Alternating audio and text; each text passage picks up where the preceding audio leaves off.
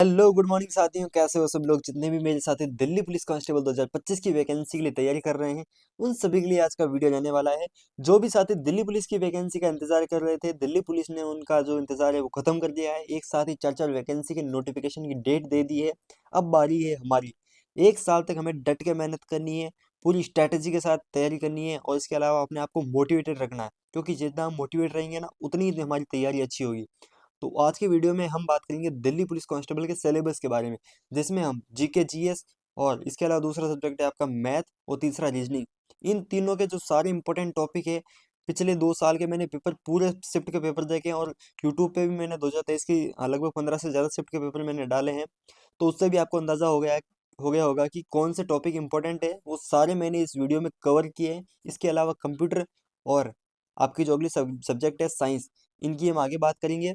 और बाकी अभी शुरू करते हैं वीडियो, और बाकी वीडियो लंबा जाने वाला है, तो शॉर्टकट वाले अब तुम लोग अभी निकल जाना। वीडियो लंबा जाने वाला है तो एंड तक देखना।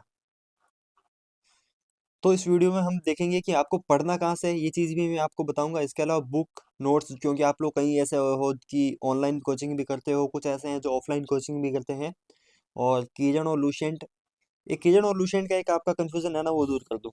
देखो, आपके पास में पिनिकल बुक भी हो सकती है, किजन भी हो सकती है, लूसेंट भी हो सकती है, किसी के पास वो एक येलो बुक करके आती है वो भी हो सकती है, किसी कोचिंग के नोट्स भी हो सकते हैं। तो दोस्तों, मेरा कहना ये है कि आप लोग एक तो रखो सब्जेक्टिव कोई भी नोट्स, लेकिन वो कंप्लीट होना चाहिए कोई भी सब्जेक्टिव बुक, और एक रखो अपने ऑब्जेक्टिव की। सब्जेक्टिव में से पढ़िए, ऑब्जेक्टिव में से प्रैक्टिस करो। सबसे बड़ी बात है प्रैक्टिस।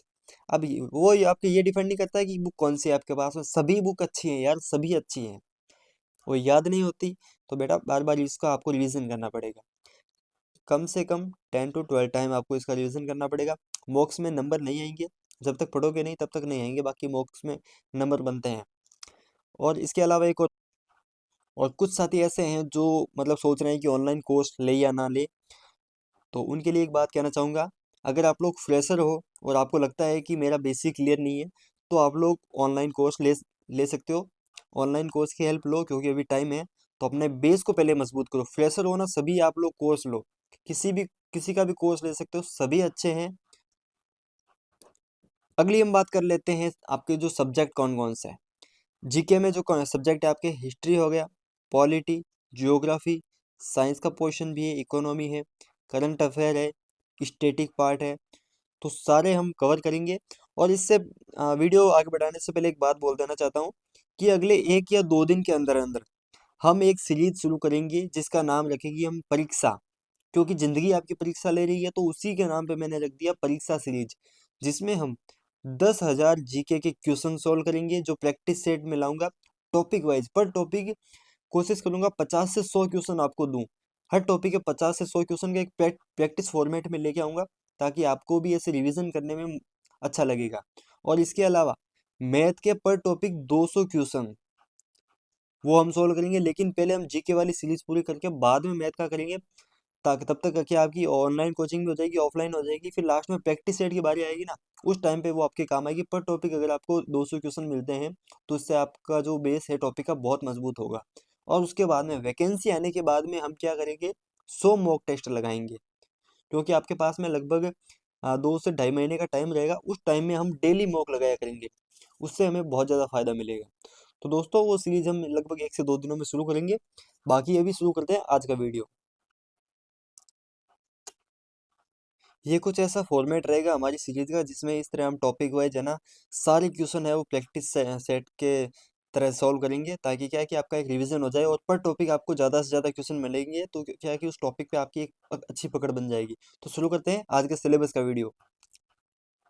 तो ये है हमारा दिल्ली पुलिस की 2025 की वैकेंसी के लिए कंप्लीट सिलेबस, जिसमें हमारा पहला टॉपिक रहेगा अपना हिस्ट्री का।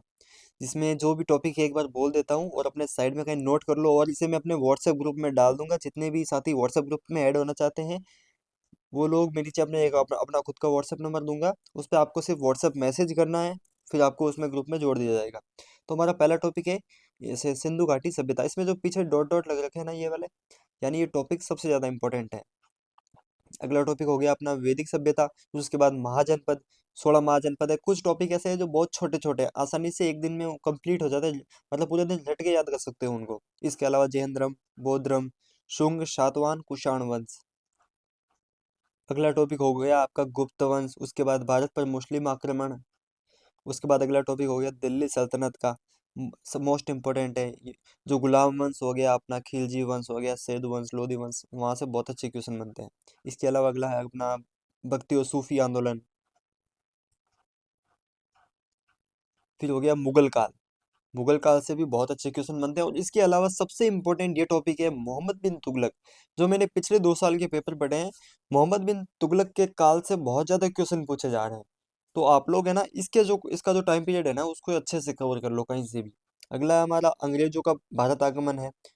उसके अलावा राष्ट्रीय आंदोलन जितने भी हुए हैं, और जितने भी समाज सुधारक आंदोलन वगैरह हो रखे हैं ना, वो सारे पढ़ लेना। और सामाजिक आंदोलन ये इसमें लिख भी रखा है। और अगर इसके बाद में है गांधी युग, 1915 से लगा के 1947 तक का दौर है, सबसे ज्यादा क्वेश्चन एग्जाम में देखने को मिले, यानी आधुनिक इतिहास से। अगला सब्जेक्ट हम देख लेते हैं आर्ट एंड कल्चर का। देखो आर्ट एंड कल्चर में बहुत ही मतलब मिनिमम टॉपिक है। जैसे पहला हो गया अपना भाषा, मेले, त्योहार, जो राज्य विशेष के आपको याद रखने हैं, भाषा भी राज्य विशेष की, मेले, त्योहार, कोई फेमस मंदिर है वो भी आपको देखना है, वहाँ की कोई ऐसी कला है वो प्रसिद्ध है वो भी पढ़ना है। इसके अलावा भारतीय कला और जितने भी कलाकार है ना वो सारे पढ़ लो यार, क्योंकि एग्जाम में इसके क्वेश्चन बहुत आ रहे हैं। अभी तक जो हमने 15 से ज्यादा शिफ्ट के पेपर एनालाइज किया ना, उसमें इसके क्वेश्चन हर शिफ्ट में मिल गए हैं। इसके अलावा जितने भी नृत्य है और वो कलाकार है उनका किस राज्य से संबंध है, मान लो जैसे तमिलनाडु का जो भरतनाट्यम है वो प्रसिद्ध है, तो उसका जो फेमस कलाकार है ना उसके बारे में बहुत ज्यादा क्वेश्चन आ रहे हैं। मतलब ऐसे अलग अलग राज्यों के उनके जो ये जो राज्यों के नृत्य है ना, वहाँ उनके फेमस कलाकार और जिनको कोई अवार्ड भी मिल रखा है, तो जितने भी भारतीय कलाकार है नृत्य, वो वाले सारे याद कर लो। इसके बाद में जैसे वादक, कोई तबला वादक हो गया, बांसुरी वादक है, वो सारे पढ़ लो। और उनको कोई अवार्ड मिल रखा है तब तो वो याद रखो ही रखो, संतूर वादक हो गया अपने, ऐसे। अगली हमारी सब्जेक्ट है पॉलिटी। देखो ये है ना सारा पीडीएफ मैं अपने व्हाट्सएप ग्रुप में डाल दूंगा, टेलीग्राम ग्रुप में डाल दूंगा। टेलीग्राम ग्रुप की लिंक नीचे डिस्क्रिप्शन में आपको मिल जाएगी, वहां पे ये सारा पीडीएफ आपको मिल जाएगा। टॉपिक वाइज है ना, पिछले साल में जो आए है ना वही डाले हैं, बेफालतू का कचरा नहीं डाला है। ये पढ़ लोगे ना फिर भी आपकी नैया पार हो जाएगी, बस आप। तो उसमें जो हमारा पहला इसमें टॉपिक है भारत में संवैधानिक इतिहास, जो भी मैंने एक पीडीएफ बताया था आपको, जो हम प्रैक्टिस सेट के तौर पे लाएंगे, वो पहला टॉपिक इसी टॉपिक के आधार पे मैंने बनाया है, भारत में संवैधानिक विकास। लगभग 50 के आसपास उसमें क्वेश्चन होंगे कुछ। अगला है मौलिक अधिकार, कर्तव्य, नागरिकता, नीति निर्देशक तत्व, और जो रीट जारी होती है 5 से या 6 प्रकार की होगी कुछ। इसके अलावा कार्यपालिका, विधानमंडल, संसद, राष्ट्रपति, प्रधानमंत्री, लोक सेवा आयोग, नियंत्रक एवं महालेखा परीक्षक, निर्वाचन आयोग, केंद्र और राज्यों के जो संबंध है। इसके अलावा राज्य और केंद्र शासित प्रदेश, जो भी राज्य हैं केंद्र शासित प्रदेश हैं, उनकी राजधानी, उनके मुख्यमंत्री, उनके राज्यपाल, उनके मुख्य न्यायाधीश, सभी पढ़ने हैं। जो करंट में रहते हैं वो तो याद रखने ही रखने हैं।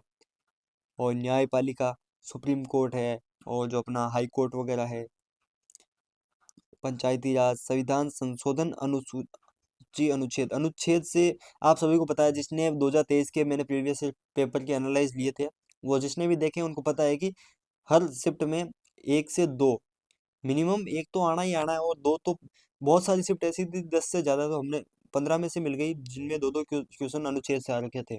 बाकी संविधान संशोधन से भी एक क्वेश्चन बन रहा था। ये सारे हम टॉपिक वाइज है ना इनके प्रैक्टिस सेट लेके आएंगे सभी के। कुछ टॉपिक ऐसे हैं जिन पे 200 से ज्यादा क्वेश्चन बनते हैं, तो वो सारे पढ़ेंगे। अब अगला सब्जेक्ट है हमारा ज्योग्राफी का। भारत की जलवायु, मिट्टी, राज्य विशेष की आपको याद रखनी है। इसके अलावा कृषि, किस राज्य में कौन सी खेती सबसे ज्यादा होती है, और किसी का प्रथम स्थान हुआ जैसे गेहूं और चावल किस राज्य में मतलब सबसे ज्यादा हुए हैं, वो डाटा पूछ सकते हैं, कई बार एग्जाम में डाटा पूछा जाता है। और खनिज संसाधन है, उद्योग है। इसके अलावा पर्वत और पहाड़ जितने भी है सारे आपको पढ़ने हैं। नदियाँ, झील, जलप्रपात, सिंचाई परियोजनाएं जो नई बनती है और जो पुरानी है, बंदरगाह, राष्ट्रीय उद्यान, वन्य जीव संरक्षण, मानव भूगोल मतलब जनसंख्या, जनसंख्या 2011 की। और हाँ, जिसने भी 2023 वाले शिफ्ट के पेपर एनालाइज देखे हैं ना उन सभी को पता है, मैं हर बार बोलता था कि 2011 की जनगणना बहुत इंपॉर्टेंट है, क्योंकि नई जनगणना का हमारे पास अभी तक कोई डाटा नहीं है। तो अभी तक आपके लिए वही इंपॉर्टेंट है। हर शिफ्ट में 2011 की जनगणना से आपका एक क्वेश्चन बन रहा था, किसी किसी में दो दो क्वेश्चन तक बन रहे थे। तो 2011 की जनगणना है ना, उसको रट लो, और उसके बाद में नया डाटा आता है तो फिर नई वाली पढ़ लेना। और इसके बाद में राज्य और केंद्र शासित प्रदेश, उनकी राजधानी। और थोड़ी हम बात कर लेते हैं आपका जो विश्व भूगोल है उसके बारे में। देश, उनकी राजधानी, और कौन सा बड़ा है कौन सा छोटा है, कौन से महासागर बड़े हैं कौन से छोटे हैं, महाद्वीप कौन से बड़े हैं कौन से छोटे हैं, वो भी थोड़ा देख लेना। इसके अलावा नदियों के किनारे बसे हुए शहर भारत के और विश्व के भी। अब एक नजर मार लेते हैं इकोनॉमी पे। इकोनॉमी में देखो, ग्रामीण शहरी सामाजिक आर्थिक योजनाएं, जो 2023 की शिफ्ट थी, हर शिफ्ट में एक से दो क्वेश्चन इस एक टॉपिक से। जितनी भी गवर्नमेंट की नई स्कीम है ना, जो भी आती है उनको पढ़ लो, बहुत ही इंपॉर्टेंट है। उनसे जुड़ा हुआ कोई भी क्वेश्चन कैसा भी बन सकता है। और इसके अलावा बैंकिंग, जितने भी बैंक है, बड़ी बड़ी बैंक, वो कब स्थापित हुई थी, उनका अभी हेड कौन है, उनका मुख्यालय कहाँ पे है, ये चीजें भी एग्जाम में पूछी जाती है। इसके अलावा जो राष्ट्रीय आय, 2023 में हर शिफ्ट में एक क्वेश्चन बन रहा था। बजट, बजट आपको याद रखना है, 2025 का नया बजट आएगा ना, वो उसके बारे में पढ़ना है। इसके अलावा पंचवर्षीय योजना, आप सभी को पता है कि 2012 से 17 आखिरी पंचवर्षीय योजना थी। तो आपको 12 पंचवर्षीय योजना है वो सारी पढ़नी है, उनका जो पास्ट क्या है वो भी पढ़ना है। और बाकी इकोनॉमिक्स से लगभग करंट अफेयर का पूछा जाता है, करंट की जैसे योजनाएं वगैरह हो गई, और बजट हो गया। इसके अलावा बैंक कोई नई नीति निकालती है उसके बारे में, या फिर राष्ट्रीय आय के बारे में कई बार करंट से पूछा जाता है, लेकिन राष्ट्रीय आय का क्वेश्चन बहुत अच्छा बनता है। तो इन सभी टॉपिक के हम लेके आएंगे प्रैक्टिस सेट। इकोनॉमी के लगभग 1000 से ज़्यादा क्वेश्चन लेके आएंगे। कोशिश रहेगी कि उन्हीं में से आपके एग्जाम में क्वेश्चन है वो पुटअप हो जाएंगे। अगला हम देख लेते हैं आपका स्टैटिक पार्ट है। देखो, जैसे हिस्ट्री की जितनी भी इम्पोर्टेंट जो डेट्स वगैरह हैं वो सारी याद रखनी है। कौन से युद्ध कब हुए थे, किन के बीच हुए थे, उस युद्ध का क्या परिणाम था, कौन जीता, वो पढ़ना है। इसके अलावा मंदिर, वैसे आर्ट एंड कल्चर के टॉपिक्स हैं। इसके अलावा जितने भी इंटरनेशनल बॉर्डर एंड जो आपकी लाइन वगैरह वो भी आपको पढ़नी है। जैसे साउथ कोरिया और नॉर्थ कोरिया, उनके बीच में कौन सी लाइन है, शायद वो होगी 38 डिग्री। तो इस तरह की कुछ होती है, वो सारा आपको पढ़ना है। जैसे भारत और पाकिस्तान की जो सीमा है उसे क्या कहते हैं, भारत और चीन के मध्य की जो सीमा लगती है उसे क्या कहते हैं, वो सारी चीज़ें हैं। इसके अलावा जितने भी पुरस्कार और सम्मान, जितने भी बड़े पुरस्कार हैं, भारत रत्न हो गया, अपने दादा साहब फाल्के हो गया, इसके अलावा आपने ये पद्मश्री, पद्म भूषण, ये है ना, इनका जो भी डेटा आता है ना, उनको अपने साइड में कहीं लिख लो और इनको डेली पढ़ते रहो, क्योंकि यहाँ से बहुत अच्छे क्वेश्चन पूछे जाते हैं।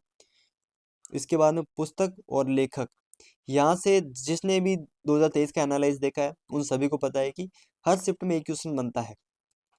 पुराना उपन्यास से पूछा जाता है ज्यादातर कि ये उपन्यास किसने लिखा था। उसके बाद में फेमस पर्सन कोई भी, और जो स्पोर्ट्स पर्सन है, स्पोर्ट्स मैन है, हुए सचिन तेंदुलकर हो गया, साइना नेहवाल हो गया, पीटी उषा हो गया, और उनकी जो बायोग्राफी, ऑटोबायोग्राफी, मोस्ट इम्पोर्टेंट है। ये टॉपिक मोस्ट इम्पोर्टेंट है। एक क्वेश्चन तो आपका यहाँ से बनेगा, एक नंबर ये आपका, एक नंबर ये आपका, और एक नंबर ये आपका यहाँ से हो गया। यानी 3 नंबर आप इजीली ला सकते हो। बहुत अच्छे क्वेश्चन बनते हैं, और मैंने ग्रुप में इसका एक यूट्यूब का वीडियो भी डाला था। यूट्यूब पे अगर कोई ऐसा कंटेंट मिलता है ना अच्छा, तो मैं शेयर कर देता हूँ, ताकि क्या है कि आपकी अलग से कहीं से ढूंढना नहीं पड़े। जहाँ पे सारा मैटर मुझे लगता है कि हाँ ये सारा एक टॉपिक कवर हो जाएगा, तो मैं यूट्यूब पे डाल देता हूँ। तो यूट्यूब पे अपने यूट्यूब पे क्या यार, अपने व्हाट्सएप में ग्रुप में डाल देता हूँ। इसके बाद में दिवस, जितने भी इम्पोर्टेंट ये डेज वगैरह होते हैं ना, वो सारे पढ़ लो। पूरी साल के अपने एक साइड में चार्ट बना के रख लो। और जैसे नए साल वैसे ही शुरू होने वाली, 1 जनवरी से अपना स्टार्ट कर दो कि 1 जनवरी को कौन सा दिवस मनाया जाता है। वैसे ब्रेल दिवस कब मनाया जाता है ये आपको नीचे कमेंट करना है। और 1 जनवरी से लगा के 5 जनवरी के बीच मनाया जाता है, वो डेट आपको बतानी है, ब्रेल दिवस कब मनाया जाता है। और ये क्वेश्चन मेरे एग्जाम में आया था, इसलिए मुझे याद है। अगला है क्वेश्चन नंबर 8, राष्ट्रीय और अंतर्राष्ट्रीय संगठन, ये आपको पढ़ने हैं। इसके अलावा जितने भी स्पोर्ट्स के इवेंट होते हैं ना, आजकल दिल्ली पुलिस का, मतलब दिल्ली पुलिस को छोड़ दो, उसने वैकेंसी निकाल दी। अब एसएससी पे ध्यान दो, एसएससी का ट्रेंड क्या है। एसएससी ने 2023 में स्पोर्ट्स पे बहुत ज़्यादा ध्यान दिया, स्पोर्ट्स के क्वेश्चन बहुत बने थे। तो इंडिया में कोई इवेंट होता है बड़ा स्पोर्ट्स का, तो वो आपको पढ़ना है। कोई ट्रॉफी वगैरह होती है, या फिर कोई बाहर विदेश में होती है, उसमें इंडिया जीत जाता है, तो वो भी आपको पढ़ना है, याद रखना है। और अगला इंपॉर्टेंट टॉपिक, खेल और शब्दावली, यार बहुत इंपॉर्टेंट है। हर खेल से जुड़ा हुआ कोई शब्द ऐसा हो, जैसे अपने प्यादा शब्द किस खेल से जुड़ा हुआ है, तो वो हो गया शतरंज से। तो इस तरह के खेल और शब्दावली का पूरा टॉपिक है, वो आपको अच्छे से पढ़ना है, और अपने जो व्हाट्सएप ग्रुप है उस ग्रुप में भी कहीं अच्छा वीडियो मिलेगा तो वो मैं डाल दूंगा। और अगला है खेल और खिलाड़ी, कौन सा खिलाड़ी किस खेल से संबंधित है। और प्रमुख देशों के राष्ट्रपति, प्रधानमंत्री, जो जैसे अमेरिका हो गया, रूस हो गया, और ये जो न्यूज़ में जाता है ना उनका सऊदी अरब याद रख लो अपना। इसके अलावा जैसे यूक्रेन हो गया, जापान हो गया, चाइना हो गया, मालदीव हो गया, श्रीलंका हो गया। तो जितने भी न्यूज़ में जाते हैं उनके याद रख लिया करो आप लोग। और अगली है योजनाएं, कि राज्य और केंद्र की जो भी योजना बनाती है, क्योंकि कई बार जैसे एक शायद अपनी लाडली करके महाराष्ट्र की योजना होती, तो ऐसे इंपॉर्टेंट क्वेश्चन बनते हैं। कोई मतलब राज्य पहली बार ऐसी नई शुरुआत करता है, नई योजना बनाता है लड़कियों के लिए, लड़कों के लिए, तो वो सारी आपको अलग से कहीं नोट डाउन कर लेनी है। इसके बाद में जितने भी अपॉइंटमेंट होते हैं, क्योंकि बहुत सारे सरकारी आयोग वगैरह है, बहुत बड़े संगठन है, तो उनके जो भी अपॉइंटमेंट होते हैं, उनका अध्यक्ष होता है, हेड, वो आपको पढ़ने हैं। इसके अलावा जितने भी प्रमुख सूचकांक होते हैं, विश्व भुखमरी सूचकांक, उसमें इंडिया हमेशा लास्ट में ही रहता है, सबसे लास्ट में। यानी ऐसे नहीं, मतलब 150 156 के आसपास कुछ देशों की लिस्ट बनती है, उसमें पीछे से ही नंबर आता है उसका। मतलब जिनका अच्छा प्रदर्शन होता है उनका पहले दूसरे पे आता है, जिनका सबसे गंदा प्रदर्शन होता है वो लास्ट में आता है। इस तरह के सूचकांक है, वो आपको पढ़ने हैं। और सबमिट और कॉन्फ्रेंस जितनी भी इंडिया में होती है, या कोई बड़ी जैसे G20 है, उस तरह की कोई बड़ी मीटिंग होती है, तो वो पढ़नी है आपको। अगली हमारी सब्जेक्ट है मैथ, सबसे प्यारी सब्जेक्ट है, बहुत अच्छे नंबर आप इसमें ला सकते हो, 15 में से 15 स्कोर कर सकते हो। पहला टॉपिक है number system, LCM, HCF, simplification, average, ratio, proportion, यानी जो अनुपात, समानुपात, एलिगेशन और मिक्सचर, मिश्रण वाला है, percentage, profit and loss, simple interest और compound interest, time and work. इसके अलावा कहाँ तक हो गया था, टाइम एंड वर्क वाला हो गया, time and distance, geometry, mensuration. यहाँ से आपका एक क्वेश्चन ज्योमेट्री से बन जाएगा और एक बन जाएगा आपका मेंसुरेशन से। सीधे फॉर्मूला बेस इन दोनों में से क्वेश्चन बनेंगे, ज़्यादा डीप से पूछते नहीं है। बाकी ये टॉपिक है ना, ये पढ़ लो, आपके लिए बहुत है। जो कहता है ना मुझे मैथ बिल्कुल नहीं आती, अपना इनको बेसिक बेसिक पढ़ लो, बहुत है। और जो ये सोचते हैं कि मैथ बिना पढ़े दिल्ली पुलिस क्रैक हो जाएगी, भरोसे बैठे रह जाओगे, क्योंकि 15 नंबर ये सीधे हैं, बच्चे 15 में से 15 यहाँ से लाके आते हैं। 10 से ज़्यादा ज़्यादा नंबर इजीली ला सकते हैं। और जो क्वेश्चन है वो भी अच्छे लेवल के आते हैं, इतने गंदे लेवल के भी नहीं आते। ढंग से पढ़ोगे तो ही सोल्व कर पाओगे, नहीं तो अपना जो टाइम है ना ऐसे ही वेस्ट कर दोगे। एक जो आप जब आप पेपर करोगे ना उस टाइम में जो, क्योंकि जीके जल्दी हो जाती है, रीजनिंग जल्दी हो जाती है, बस बैठे बैठे दिमाग खराब होगा, यार मैथ पूरी साल पढ़ लेता तो ठीक रहता। तो अपने मैथ को भी अच्छा टाइम दो। और अगला है हमारा रीजनिंग का, क्योंकि देखो रीजनिंग से क्वेश्चन है बहुत अच्छे बनते हैं, और बहुत इजी बनते हैं अगर पढ़ते हो तो। रीजनिंग को आपको ज़्यादा टाइम नहीं देना, बस मंथ में 8 से 10 घंटे देने हैं, वो आप लोग अपने अनुसार मैनेज कर सकते हो। एक टॉपिक पढ़ो, उसके क्वेश्चन सॉल्व करो, और उसके बाद में अगर कोई डाउट लगता है ना कि यार ये टॉपिक मेरा कमज़ोर, इसमें से क्वेश्चन सॉल्व नहीं हो पा रहे हैं, तो फिर जाके यूट्यूब पे जाओ और सर्च करो, उस टॉपिक का नाम लिखे, कोई ना कोई मैराथन क्लास मिल जाएगी, वो पढ़ो, फिर वापस क्वेश्चन सॉल्व कर लो। तो जो रीजनिंग के टॉपिक्स हैं, वो देखो, इसमें पहला तो हो गया आपका blood relation, analogy, similarity, symbol notation, classification हो गया, डिस्टेंस डायरेक्शन हो गया, सीरीज हो गई, कोडिंग डिकोडिंग हो गया, वर्ड फॉर्मेशन हो गया, कथन निष्कर्ष हो गया। ये कथन निष्कर्ष के क्वेश्चन बहुत अच्छे बनते हैं। पिछले जब मेरे टाइम में एग्जाम हुआ था तब मुझे वो क्वेश्चन छोड़ना पड़ा था, क्योंकि मैं माइनस मार्किंग नहीं चाहता था, क्योंकि चारों ऑप्शन उसमें सेम से ही लगते हैं हमें, इसी वजह से। अगला रैंकिंग और arrangement, finding the missing number, arrangement of words in logical order. अगला है क्यूब डेसिस, यानी घन और पासा वाला हो गया, वेन डायग्राम, फिगर काउंटिंग, बहुत अच्छे अच्छे टॉपिक है। सबसे मजेदार है रीजनिंग, 25 में से आप लोग 20 प्लस तो ला ही सकते हो। मेरे इसमें थे 22.75 नंबर, एक तो गलत हो गया, और एक मैंने जो छोड़ दिया था वो ये था कथन और निष्कर्ष वाला। अगर वो भी कर लेता, गलत होता, तो भी ये 22.50 ही रह जाते। आखिरी हमारा टॉपिक है मिरर। तो दोस्तों हम बात कर लेते हैं कंप्यूटर के बारे में। तो जो भी साथी कंप्यूटर की अच्छे से तैयारी करना चाहते हैं, अपने लास्ट एग्जाम वाले सर की एक बुक है कंप्यूटर की, बहुत अच्छी है, मोहन सर ने लिखी है पूरी। सारा मैटर अच्छा है, क्योंकि कंप्यूटर का मैटर बहुत कम मिलता है, कंप्यूटर में ज़्यादातर आपके जो माइक्रोसॉफ्ट वर्ड, एक्सेल और पावर पॉइंट वहीं से क्वेश्चन बनते हैं, कोई ज़्यादा ऐसा है नहीं, और बाकी अपने कीबोर्ड से एक की के बारे में पूछ लेते हैं। मोहन सर की बुक है वो आप फॉलो कर सकते हो। उसके अलावा यार साइंस की एक बात बोलना चाहूँ, पिछली साल का जो हमने पेपर देखा है 2023 का, उसमें बहुत ही लेवल के क्वेश्चन आ रहे थे। अब जो बंदा साइंस बैकग्राउंड से नहीं है ना, वो तो 100% ऐसे क्वेश्चन सॉल्व ही नहीं कर सकता, और जो बंदे साइंस बैकग्राउंड से है वो इजीली वो कर लेते हैं क्योंकि वो पढ़ रखे हैं। तो साइंस के बारे में है ना, जो कुछ दिन बाद में वीडियो लेके आऊँगा, कोई ऐसा मिलेगा मुझे जिसमें मतलब अच्छे कोई टॉपिक मिलेंगे इंपॉर्टेंट इंपॉर्टेंट जो एग्जाम में आ सकते हैं। तो अभी मैं साइंस के बारे में कुछ नहीं बता सकता, क्योंकि अगर मेरा कहना ऐसा है कि जो साइंस बैकग्राउंड से नहीं है, उनको ये साइंस के 3 से 4 क्वेश्चन बनते हैं, ये स्किप कर दो, उसी में फ़ायदा है।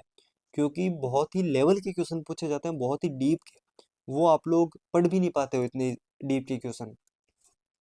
कई बार फिजिक्स के फॉर्मूला बेस्ड क्वेश्चन पूछ लेते हैं, तो फिर साइंस बैकग्राउंड जिसका नहीं है वो फिर कैसे करेगा। जिनका साइंस स्ट्रीम है वो भी नहीं कर पाते हैं, ऐसे कैसे क्वेश्चन बनते हैं। तो साइंस के लिए कुछ ऐसा मैटर अच्छा मिलेगा। तो और अगर किसी को साइंस का मैटर चाहिए, तो मेरे पास व्हाट्सएप पे पड़ा है, तो आप लोग व्हाट्सएप ग्रुप ज्वाइन कर लेना, उसमें मैं आपको भेज दूंगा, या फिर आप मुझे मैसेज कर देना। व्हाट्सएप नंबर है वो मैं नीचे डाल दूंगा, पिन कर दूंगा कमेंट में, और सिर्फ आपको व्हाट्सएप मैसेज करना है, वैसे कॉल उस पर होगा नहीं। तो दोस्तों आज का यही है सिलेबस का वीडियो। बाकी अब 1-2 दिनों से करते हैं अपनी परीक्षा सीरीज का शुभारंभ, और सारे टॉपिक पे बहुत सारे क्वेश्चन लेके आएंगे, और अपने पढ़ने में ध्यान दो, अब कुछ नहीं बचा है। बाकी जिनका किसी भी तरह का कोई भी डाउट होना, तो वो आप लोग है ना नीचे कमेंट डाल दिया करो। जब भी मैं फ्री रहता हूँ तो वो कमेंट में देख लेता हूँ, ताकि मुझे पता चलता रहता है कि आपको किस चीज़ में अभी कमी लग रही है, किस चीज़ में आपको डाउट है। आपके माइंड में बस डाउट नहीं रहना चाहिए, क्योंकि जब तक डाउट रहेगा ना, आपकी तैयारी अच्छी नहीं हो पाएगी। तो दोस्तों गुड नाइट, मिलते हैं। गुड नाइट क्या, मैं अभी अब सो रहा हूँ, लगभग रात के 11 साढ़े 11 हो गए इसीलिए। तो दोस्तों मिलते हैं अगली वीडियो में, तब तक के लिए गुड बाय।